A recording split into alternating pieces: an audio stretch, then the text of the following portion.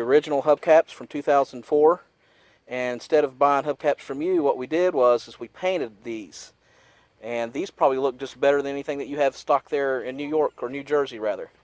As you can see here, here's the before, and so you can see there it's all dilapidated and stuff. So what we did was we just took soap water and washed it. We didn't get too detailed. If you wanted to be more specific, you could pressure wash it. But we just got regular soap and water and washed all the grub off. And we didn't even sand all the existing paint on it. We just painted over what we had. What we did was we just scrubbed off any kinks or anything like that. And look at this. Look how beautiful they are. You can see the existing paint, but the paint over it, you can't even tell. And we used this Rust-Oleum. We used high-performance wheel paint, as you can see there.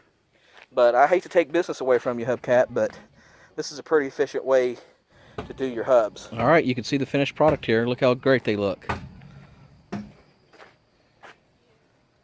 These are, what, 15-year-old hubcaps? They look brand new now.